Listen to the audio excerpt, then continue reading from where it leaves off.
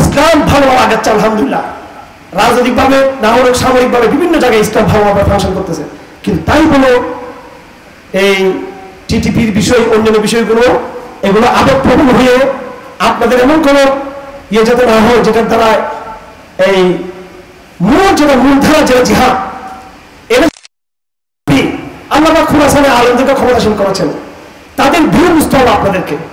সোমালিয়াতে আমাদের ভাইরা এখন আলহামদুলিল্লাহ জিহাদের মাধ্যমে রাষ্ট্র বিজয় করেছেন, ইয়ামানে আমাদের ভাইরা আছেন, তাদের ভিড় বুঝতে হবে আপনাকে। আপনি বিচ্ছিন্নভাবে যদি নিজেই ওইটাকে জিহাদি কামনা মনে করেন, যেখানে সেখানে যদি আপনি সম্পৃক্ত হয়ে যান, একটু ভুল হবে।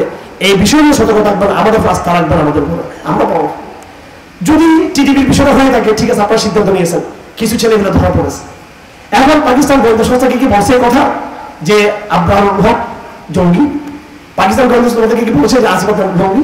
তারা এখনো বলেছে যে তোমাদের কিছু বাঙালি ছেলে পেলে আমাদের এখানে ধরা পড়েছে, কিছু মারা পড়েছে পাকিস্তানের সীমান্ত এলাকায়। কিন্তু তাই বলে তোমরা যাকে তাকে জঙ্গি বানাচ্ছ, এটা তোমাদের মূর্খতা, ভণ্ডামি এবং ওই হাসিনার পায়খানা তোমাদের কঞ্জের ভিতরে রয়ে গেছে এখনো। হাসিনার পায়খানা কঞ্জে থেকে বের করো, তারপরে এই সমস্ত কাজ করে ইয়ে করো। হাসিনার পায়খানা বলা করো, আমরা বাংলাদেশে থাকতে পারবো না, আমরা চিনি আপনাদেরকে। এবং আমি এগুলো বলতে চাই, বাংলাদেশের উচ্চ পর্যায়ে আমাদের বারবার আলাপ হচ্ছে, কোনো দর্শী কাজ আপনারা করবেন না। আমি সরকারকে বলতে চাই, তরুণদেরকে আমরা বলি আপনারা সবল করুন, ধৈর্য ধরুন, প্রজ্ঞার পৌঁছে দেন। সরকারকে বলবো কোন দেশি বিদেশি ফাঁদে পা দিবেন না আপনারা। আমি কথা জিজ্ঞাসা করতে চাই না, জুলাই বিপ্লবে যারা মহারণ বিপ্লব ছিল, এই বিপ্লবের সূতিকাগার ছিলেন আপনারা। 17 জুলাই প্রতি বছর রাখবেন ইনশাআল্লাহ, হাজারি থেকে এই আন্দোলন ঘোষণা হয়েছিল।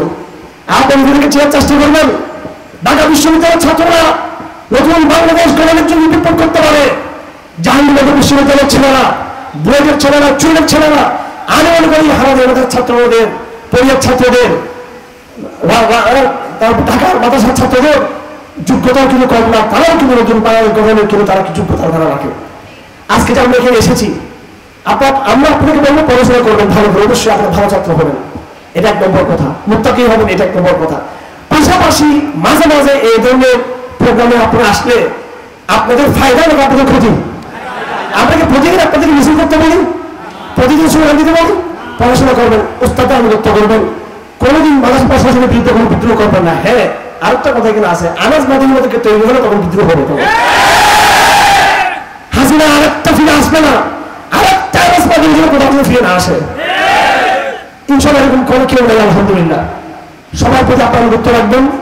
উস্তাদদের সাথে কোনো বেয়াদবি করা যাবে না, পরিষ্কার বলে দিচ্ছি। কোন ছাত্র কোনো বেয়াদবি করলে আমরা তাদের সাথে কিন্তু নাই।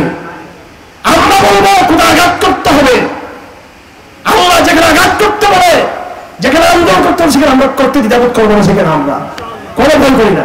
কিন্তু আন্দোলনের নামে, সংগ্রামের নামে যেখানে সেখানে বিভিন্ন মতার সাথে উত্তেজনা, বিশৃঙ্খলা, এগুলো কিন্তু বরদাস্ত করা যাবে না। কিন্তু চেইন অফ কমান্ডকে মারার চেষ্টা করবেন, বড় ভাইদেরকে, মুরব্বীদেরকে মারার চেষ্টা করবেন। এবং উস্তাদদের আজকে আলহামদুলিল্লাহ আমাদের দারুল হারাজের মতো মুরব্বীরা এখানে আসছে কিনা? আসছে আলহামদুলিল্লাহ, ওনারা আপনাদের সাথে আছে। আপনি যদি ঠিকমতো ক্লাস না করেন, আপনি পড়াশোনা যদি না করেন, সারাক্ষণ যদি মোবাইল যদি আপনি চালান, আর যদি আপনি মাঝে মাঝে উত্তেজনা করেন, তো হুজুর কথা আপনাকে অবশ্যই আপনাকে বিরুদ্ধে শাস্তি নেবে আপনাদের। এগুলো করা যাবে না। আমি নিজে ছাত্র জীবনে আমি ভালো আলেম না, কিন্তু একটা ভালো ছাত্র ছিলাম। আমি ভালো দায়িত্ব পড়ছি। আমি কিভাবে পড়াশোনা করছি সবাইকে জিজ্ঞেস করি। ভালো ছাত্র হতে হবে, আগে ভালো ছাত্র, তারপরে ভালো বিপ্লবী হবে ইনশাআল্লাহ। মাঝে মাঝে